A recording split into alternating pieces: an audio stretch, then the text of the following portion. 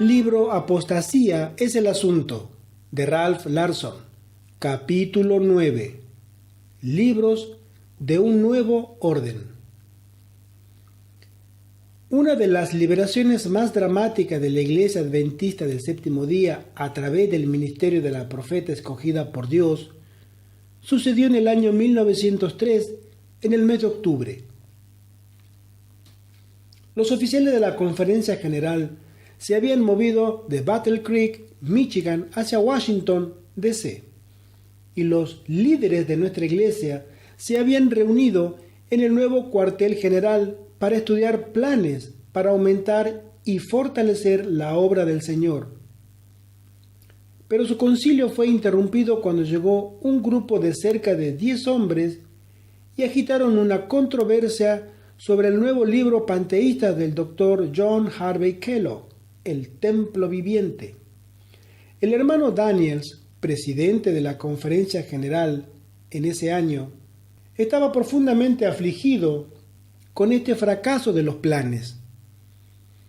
Él estaba pensando qué hacer cuando 2 cartas de Elena de White, la cual estaba en California, llegaron el mismo día, animándolo para que enfrentase firmemente el desafío y dándole detallada información en relación a los errores que habían en el libro del Dr. Kellogg. A la mañana siguiente, Daniels le leyó estas 2 cartas al grupo y describió sus efectos en estas palabras.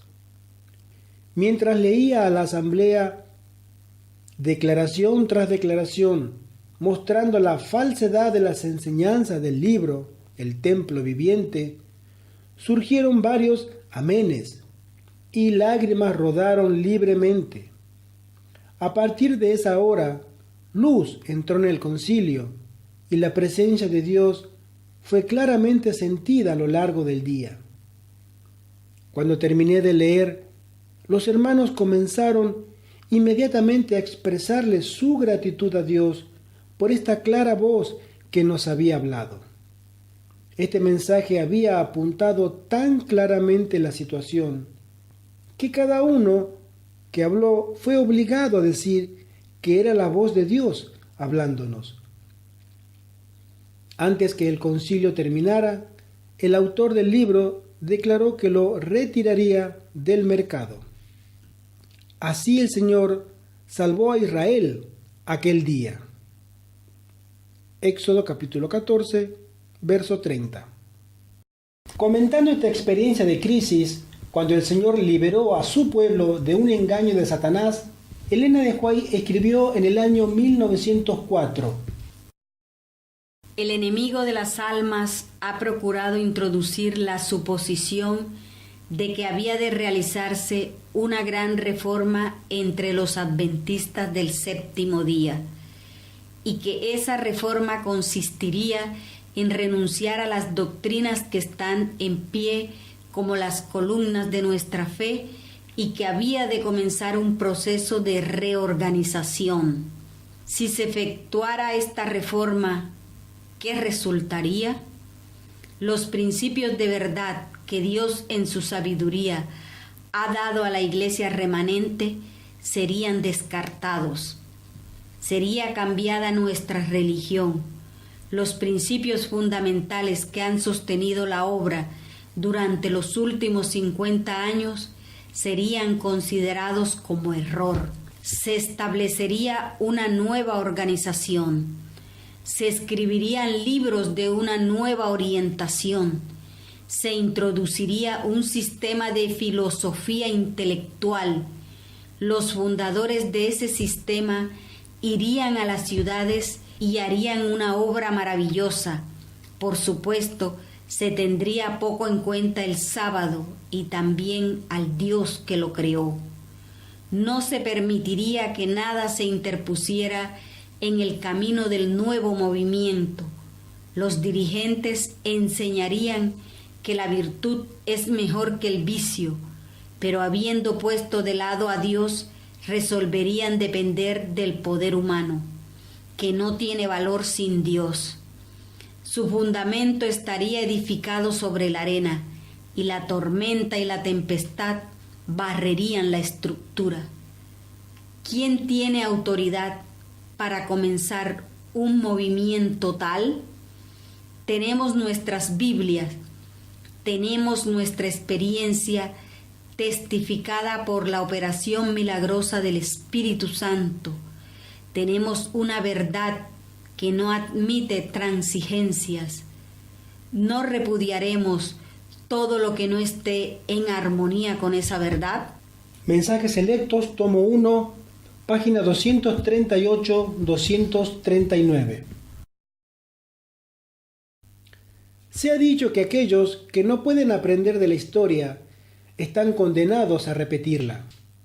Una vez más, se está promoviendo entre nosotros la suposición que una gran reforma tiene que suceder entre los adventistas del séptimo día, y que esta reforma consistirá en abandonar las doctrinas que permanecen como pilares de nuestra fe. Algunos ya están descartando los principios de la verdad que Dios en su sabiduría le ha dado a la iglesia remanente, y nuestra religión está siendo cambiada.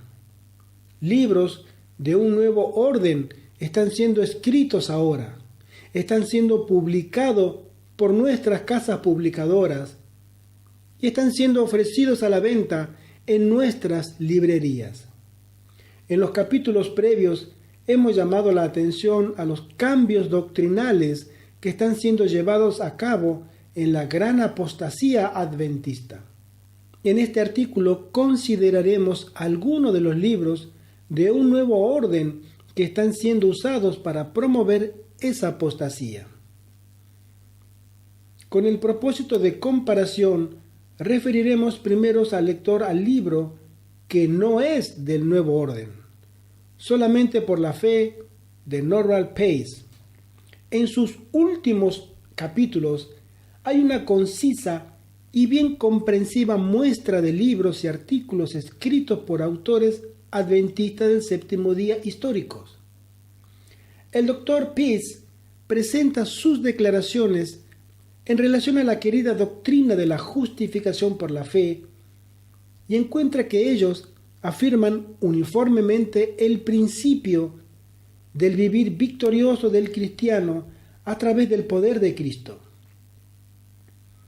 El primero, entre otros escritores, es, desde luego, Elena de White, cuyas declaraciones de victoria se cuentan por miles. Pero ahora los libros del Nuevo Orden están siendo leídos por muchos que o son muy jóvenes o muy nuevos en la fe, como para estar percatados de los principios de la verdad que ellos están descartando. El primero de la lista indudablemente tiene que ser Preguntas sobre Doctrina, publicado en el año 1957. Tal como fue señalado en artículos previos, este volumen pretendía ser una auténtica declaración de las creencias de los adventistas del séptimo día, pero contenía una mezcla de verdad y de errores históricos.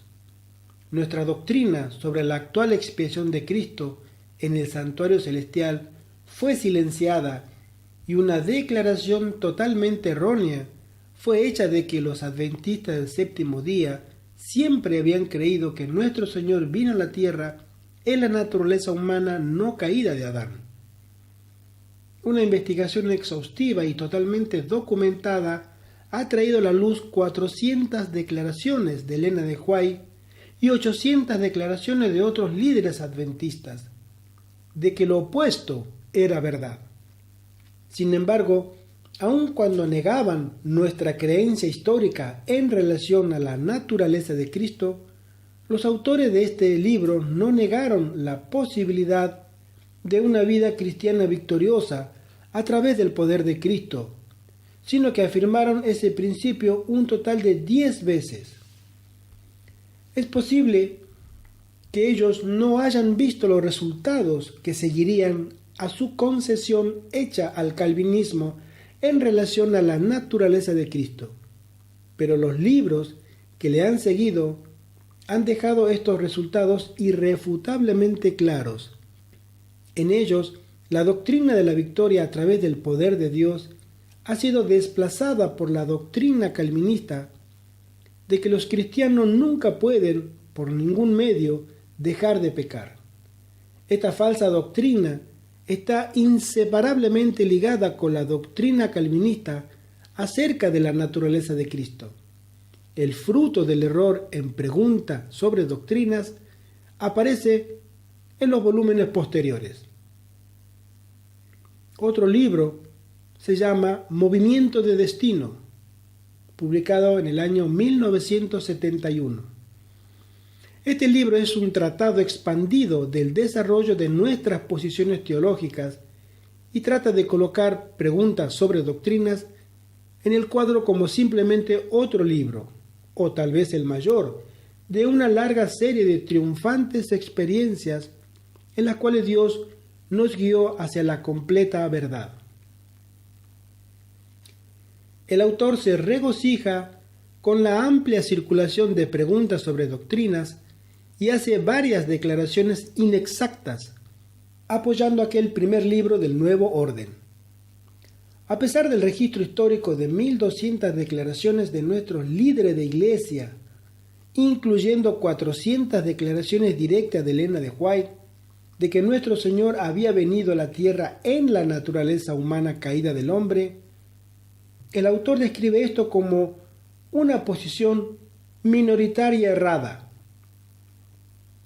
y parte de ahí para hacer la igualmente inexacta aseveración de que Elena de White creyó y enseñó que Cristo era igual al no caído Adán.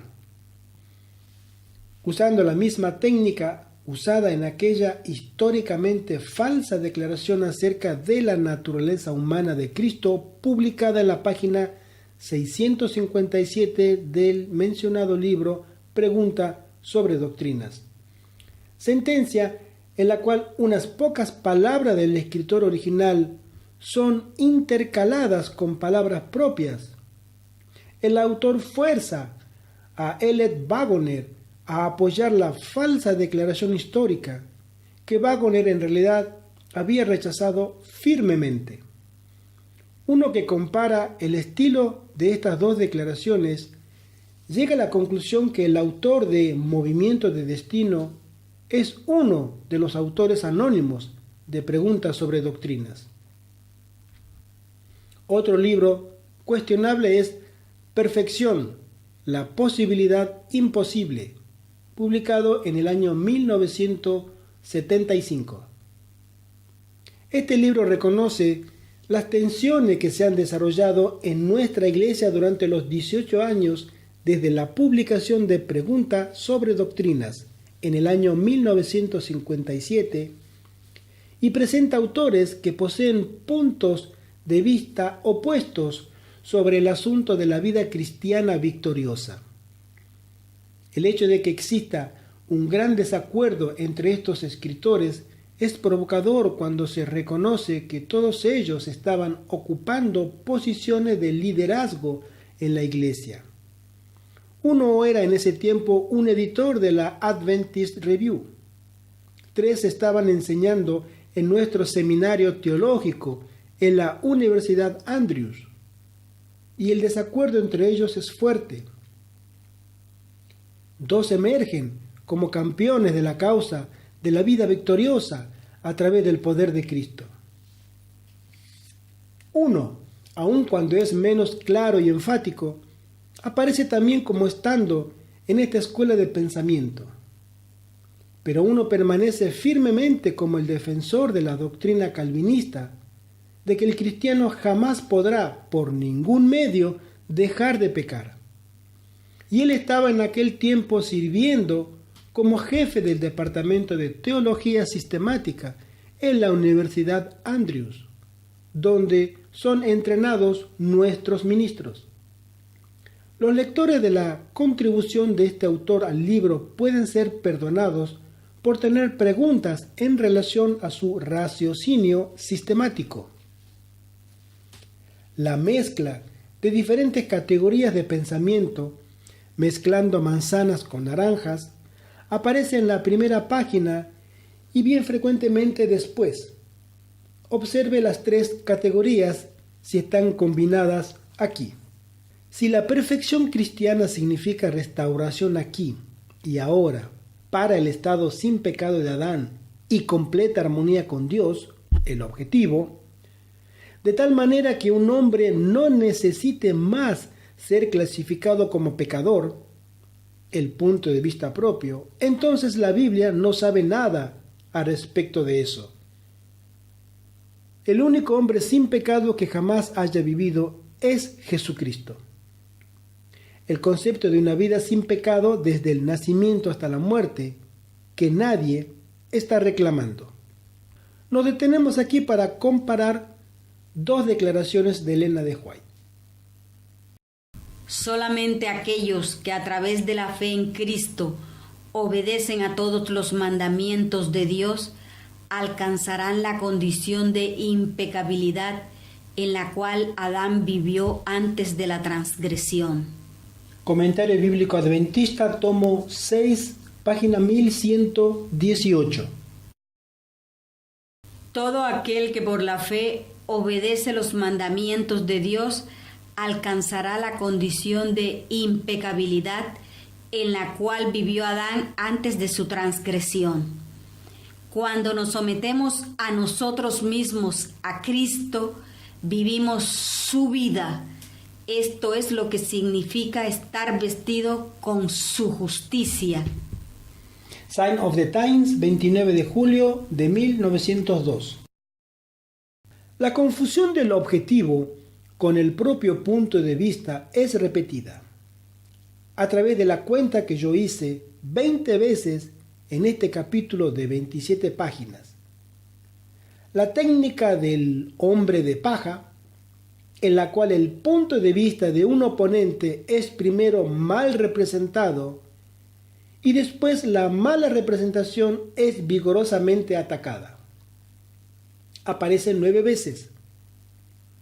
Declaraciones fuertemente negativas tales como estas son encontradas.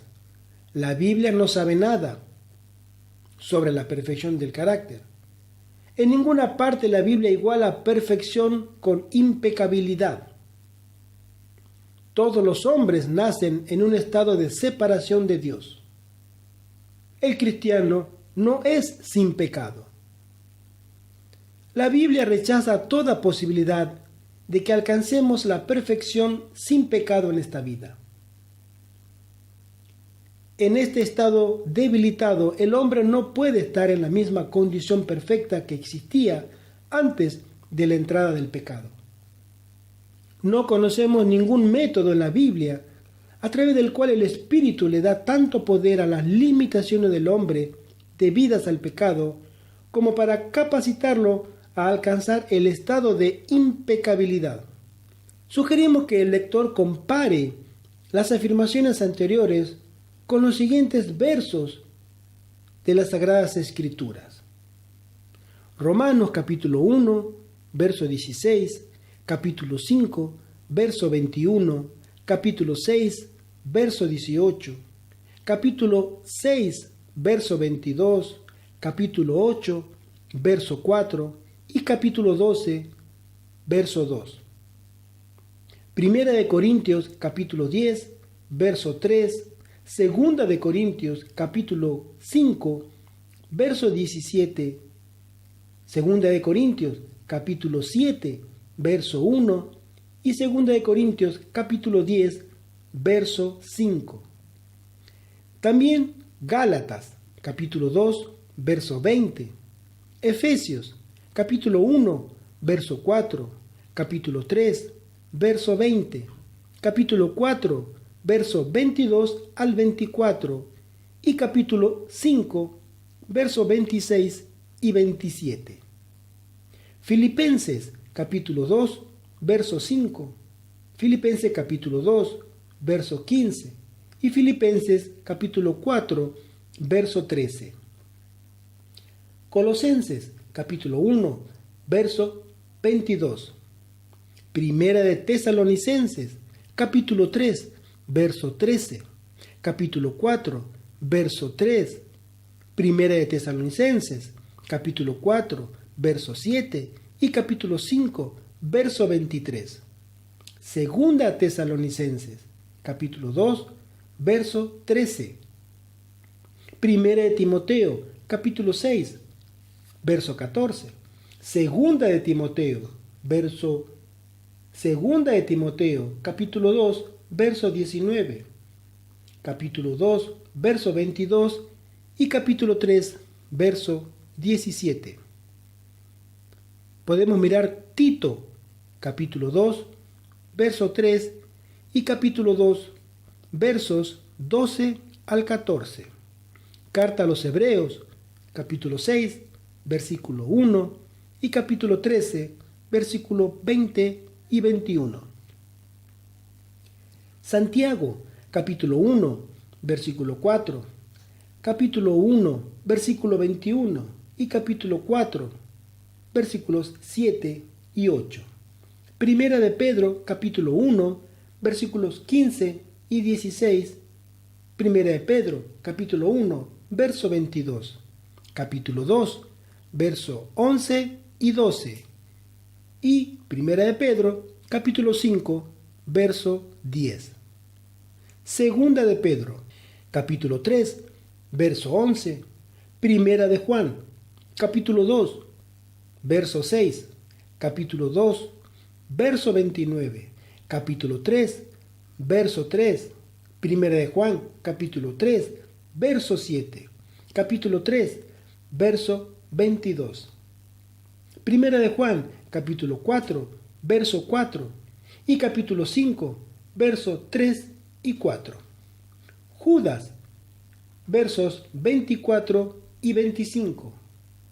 Y Apocalipsis, capítulo 3, verso 21, capítulo 14, verso 12 y capítulo 22, verso 14. También sugerimos que el lector compare estas afirmaciones del autor con las 2500 afirmaciones de Elena de White, mostrando el punto de vista opuesto, las cuales están compiladas en el libro Proclamen su poder. Estas posiciones son muy diferentes como para ser armonizadas. No tenemos ningún deseo de nombrar ningún autor con una indebida atención, pero este escritor ha escrito más sobre los libros del Nuevo Orden que cualquier otro, y son los libros los que son el objetivo de este estudio. Por lo tanto, somos requeridos a examinar los materiales que él ha colocado ante nosotros. A tiempo, la primera contribución de este autor no fue un libro, sino que un programa de estudio distribuido entre los ministros que eran miembros de una clase que él conducía en la oficina de una gran asociación en diciembre de 1962. Solo se han pasado 5 años desde la publicación de Preguntas sobre Doctrinas, con su declaración calvinista acerca de la naturaleza humana de Cristo, pero ya sus mortales frutos han comenzado a aparecer. Después de afirmar una doctrina calvinista modificada del pecado original y presentar diversos párrafos de observaciones críticas acerca de aquellos cuyos propósitos es vivir vidas cristianas victoriosas, el programa de estudio alcanzó su clímax en estas palabras: es por la sabiduría, no por la impotencia de Dios, que el creyente nunca es perfecto aquí abajo. El Señor conduce de tal manera a los santos en esta vida que debieran recordar siempre algo más para darles libremente cuando ellos se lo pidiesen, o perdonarlos misericordiosamente cuando ellos se lo confiesan. Dicho en forma simple, esto significa que los cristianos pecan porque Dios quiere que ellos pequen. No importa cuán chocante pueda ser este pensamiento, esta declaración, por lo menos, es clara. Sabemos dónde está el escritor. Algo no tan claro fue el siguiente libro del autor del Nuevo Orden: Salvación ilimitada. publicado en el año 1974. Este libro de 10 capítulos y 256 páginas es una curiosa combinación de adventismo y calvinismo, aun cuando mucho menos estridente que el calvinismo del programa de estudio o que los 2 volúmenes que le siguieron. En el lado positivo encontramos un rechazo del dualismo.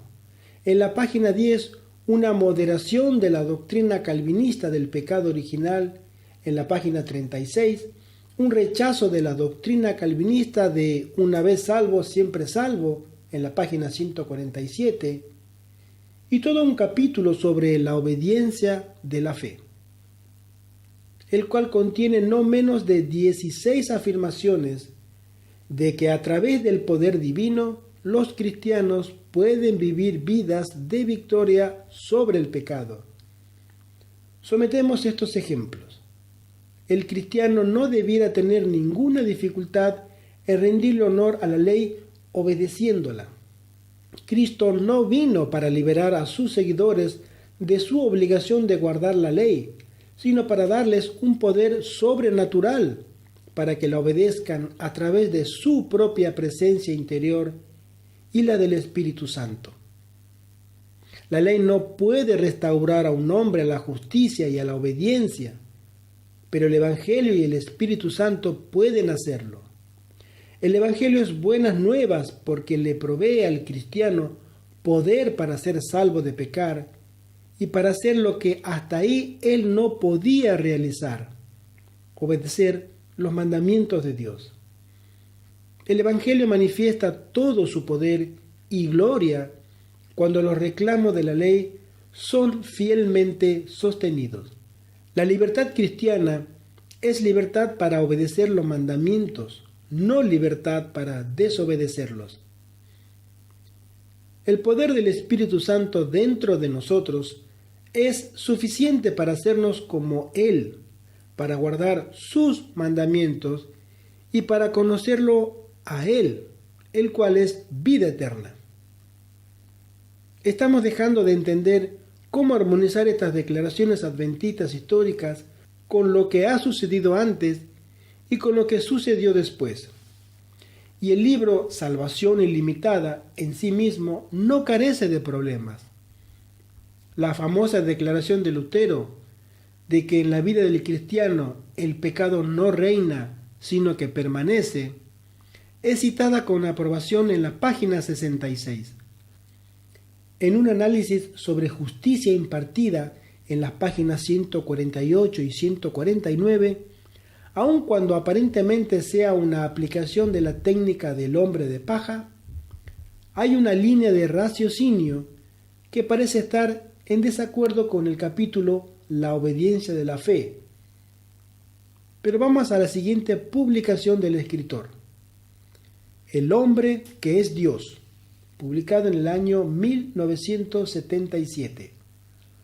En este libro parece que todas las restricciones fueron dejadas a un lado y es hecho un esfuerzo determinado para mover al pueblo adventista hacia las filas del calvinismo en las 3 doctrinas más importantes que son el pecado original, la naturaleza humana de Cristo y la vida victoriosa del cristiano, justificación por la fe. Me olvidé de decir que el libro es también la pieza más autocontradictoria que jamás haya llegado a mis manos. Es posible que esto sea un resultado inevitable de tratar de armonizar la verdad con el error, o de tratar de combinar la luz con las tinieblas. Si le hacemos una serie de preguntas a este libro, nos confrontaremos con un aturdidor conjunto de respuestas autocontradictorias. Las siguientes preguntas, con sus contradicciones, son estas. Primera, ¿fue Cristo concebido como lo son todos los hombres? Sí, en la página 60, no, en la página 135. Segunda pregunta, ¿nació Cristo como nacen todos los hombres? Sí, en la página 24, 25 y 125. No, en la página 126 y 135. Tercera pregunta, ¿Nació Cristo con la misma carne y sangre que nosotros tenemos? Sí, en la página 36, 86, 91 y 136. No, en la página 137. Cuarta pregunta. ¿Es el pecado un asunto de la carne? Sí, en la página 137. No, en la página 138. Quinta pregunta. ¿Tuvo Cristo ventajas para enfrentar tentaciones que nosotros no tenemos? Sí, en la página 132 y 133. No, en la página 86, 90 y 91. Sexta pregunta. ¿Nació Cristo en el mismo estado o condición en que nosotros lo hacemos? Sí, en la página 24, 91, 98. No, en la página 126, 129, 132 y 133. Séptima pregunta. ¿Es este estado o condición en la cual nacen todos los hombres una condición culpable?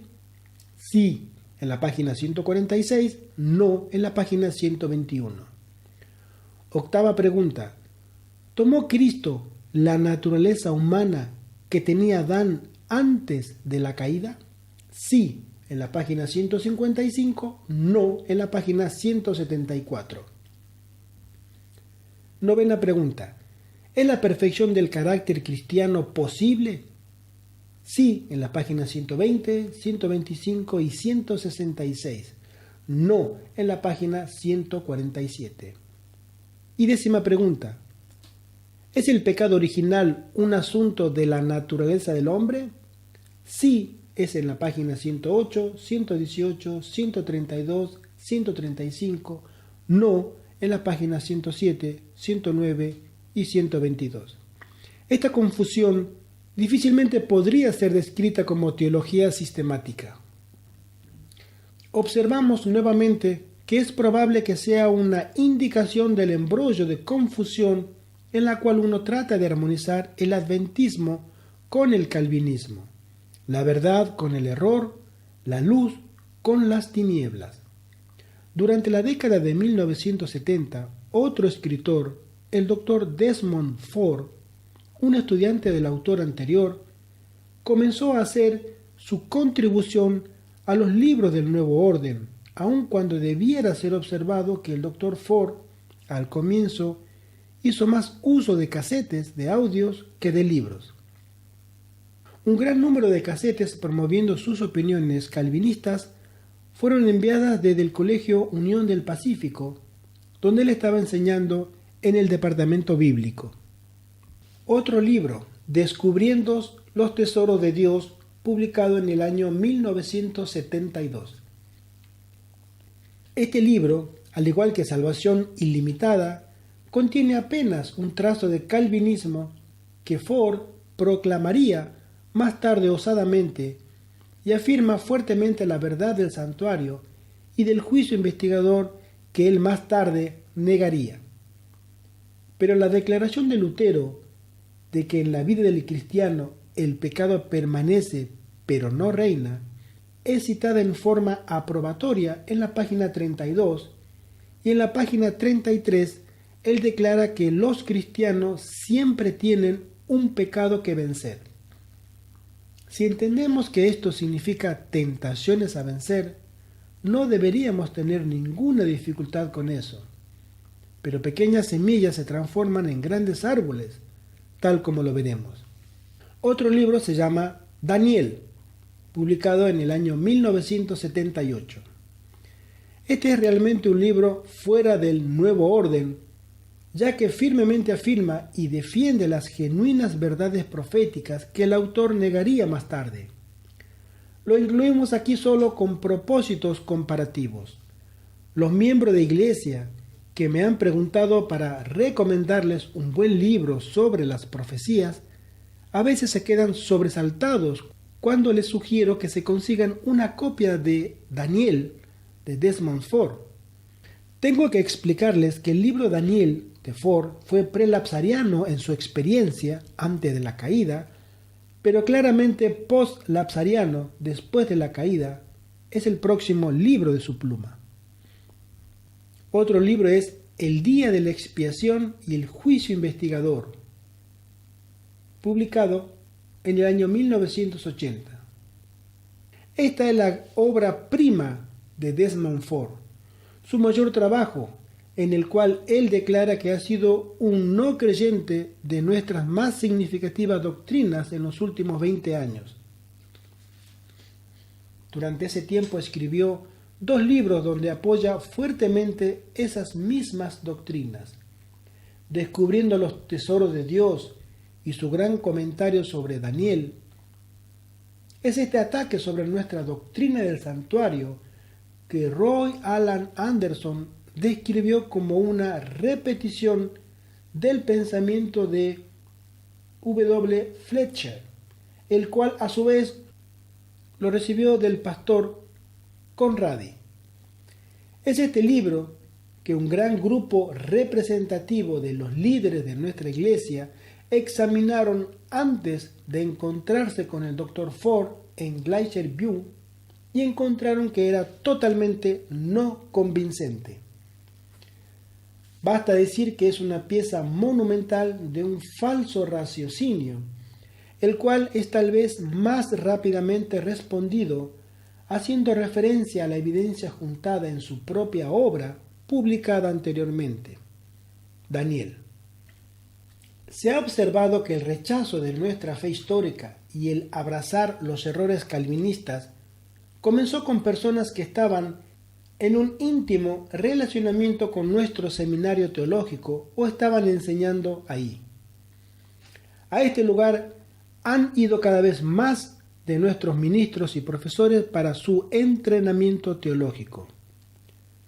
Por lo tanto, no es sorprendente que algunos de estos jóvenes obreros comiencen ahora a producir sus propios libros, en los cuales ellos promueven los errores del calvinismo o tratan de socavar el espíritu de profecía, el cual está firmemente posicionado contra el calvinismo.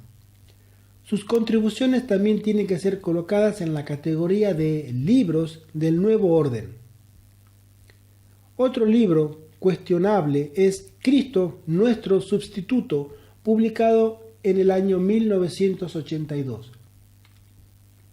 Tal como lo indica el título, este libro quiere elevar el concepto de Cristo como nuestro sustituto sobre el concepto de Cristo como nuestro ejemplo. La extensión hasta la cual este autor ha abrazado la falsa doctrina del calvinismo está bien ilustrada por una declaración de su pluma en la página 12 de la Review. Si un bebé muere algunas horas o días después de nacer, aún está sujeta a la segunda muerte, a la muerte condenatoria, aun cuando no haya nunca quebrado ningún mandamiento. El calvinismo, desde luego, ofrece la predestinación y o el bautismo infantil como una solución para este problema.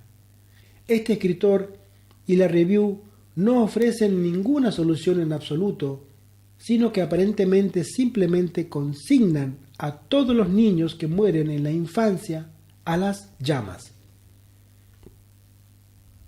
Otro libro se titula Algunos la llaman herejía, publicado en el año 1985. Algunos revisadores pueden cuestionar la inclusión de este libro en la lista de los libros del Nuevo Orden, ya que fue escrito con el confesado propósito de defender nuestra fe. Pero a mi juicio, el escritor le hizo tantas concesiones al calvinismo e implica tantas fallas al espíritu de profecía que ampliamente derrota su propio propósito. Él describe favorablemente las agonizantes luchas de ciertos ministros jóvenes contra el ataque de Desmond Ford hacia la doctrina del santuario, pero nos deja a nosotros concluir que ninguno de ellos verificó el uso que hizo el Dr. Ford de las fuentes. La mala representación y la manipulación de la evidencia que ellos debieron haber descubierto podría haber eliminado sus problemas. Otro libro, desde 1888 a la apostasía, publicado en el año 1987. Por la admisión del autor, una biografía interpretativa, este volumen parecería haber sido escrito con el propósito de desacreditar a Alonzo Jones y descontar su testimonio en relación a las doctrinas de la justificación por la fe y la naturaleza humana de Cristo. Las interpretaciones, desde luego, pueden construir cualquier caso y retratar cualquier pintura que el intérprete desee. Suponga que un hombre ha tomado la firme posición sobre algún asunto. Ese es el hecho objetivamente conocido. ¿Qué nos dice esto acerca del hombre? ¿Era él sano en su manera de pensar o simplemente era un tonto? ¿Era él sabio o estúpido? ¿Era él sensible o testarudo? ¿Era él valiente o combativo? Estas decisiones son todas hechas por el intérprete, el cual pinta la pintura que a él le acomode. Esa es la razón por la cual no es posible que una biografía interpretativa tenga mucho valor como evidencia. El pastor Jones enfáticamente no era calvinista. Si él hubiese sido calvinista, no dudamos que muchos incidentes en su vida podrían haber dado una interpretación positiva en vez de negativa. El efecto como un todo del libro es el de fuertemente menospreciar al pastor Jones como un testigo de la verdad. Otro libro se titula Perfecto en Cristo, publicado en el año 1987. Este libro podría ser presentado como siendo el clímax en la serie de libros de un nuevo orden que ha sido escrito con el propósito de conducir al pueblo adventista a alejarse de los principios de nuestra fe histórica hacia las falsas doctrinas del calvinismo. En la clara audacia de sus erradas representaciones, solo puede ser comparado con los grandemente falsificados materiales que fueron colocados por Desmond Ford en su ataque sobre nuestra doctrina del santuario. El propósito declarado del libro es proveer el correcto entendimiento de los escritos de Elena de White, los cuales son representados como siendo extremadamente difíciles de entender. La tesis del libro es que nadie ha conseguido nunca dejar de pecar y que nunca nadie dejará de pecar hasta que Jesús venga, cuando los caracteres serán milagrosamente perfeccionados. En nuestro volumen investigador, Proclamen su poder, hemos compilado aproximadamente 2.500 promesas escritas por Elena de White, diciendo que la victoria a través del poder de Cristo está disponible para cualquier cristiano que lo quiera. Ella escribe sobre aquellos que han alcanzado este objetivo y los numera por miles. Y hemos registrado 48 advertencias de su pluma de que no habrá ningún cambio en el carácter humano cuando Cristo vuelva. Estas declaraciones son lo suficientemente claras como para que un niño las entienda. No necesitan ninguna interpretación. La publicación de este libro produjo una fuerte protesta por parte de los creyentes en el adventismo histórico y del White State. El oficial que colocó las opiniones del White State expresó sus puntos de vista así: que este libro haya sido publicado por una casa publicadora adventista está más allá de mi comprensión. Esta lista ha sido una muestra, pero que de ninguna manera es completa, de libros del nuevo orden, que ahora están saliendo de las prensas de las casas publicadoras adventistas. Algunos de estos libros contienen errores calvinistas obvios. Algunos fueron claramente escritos con el expreso propósito de cambiar nuestra teología en la teología del calvinismo, tal como lo hemos visto cuando fueron hechos planes para hacer un trabajo similar a fines de los años 1800. La intervención divina y el mensaje de advertencia de nuestra profeta viviente previno estos planes de ser llevados a efecto. Así, el orden y la pureza de nuestra fe fue preservada. Pero ahora la mensajera especial de Dios duerme, y la fatídica obra que entonces fue prevenida se está moviendo a través de la Iglesia, virtualmente sin oposición. No podemos menos que admirarnos porque Dios permite que sucedan tales cosas ahora, cuando Él no lo permitió entonces. Puede ser que la respuesta se encuentre aquí. Dios levantará a su pueblo si otros medios fallan. Las herejías entrarán entre ellos, los sacudirán separando la paja del trigo. Testimonio, tomo 5, página 707. ¿Podría ser que en el gran calendario de eventos de Dios ha llegado el tiempo para el pleno desarrollo de las dos compañías predichas en la Iglesia? Entrarán divisiones en la Iglesia, dos partidos se desarrollarán.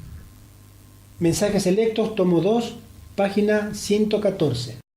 ¿Podría ser que ha llegado el tiempo para el gran falso reavivamiento descrito en el conflicto de los siglos, página 464? En nuestro tiempo veremos multitudes atribuyéndole a la obra de Satanás lo que es del Espíritu Santo. Testimoniaremos la purga final de la Iglesia en la cual la mayoría nos abandonará. Esos asombrosos desarrollos son dignos de ser considerados, pero de ninguna manera son imposibles.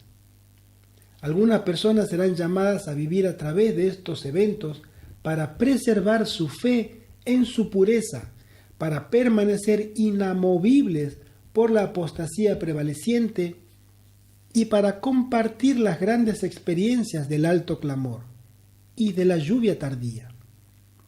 ¿Estamos nosotros destinados a ser esas personas? Si es así, que Dios nos preserve y que nuestra firme lealtad glorifique su nombre. Aquí hay una oportunidad para resistir por partes de los santos que cuidadosamente guardan sus mandamientos y la fe de Jesús. Amén.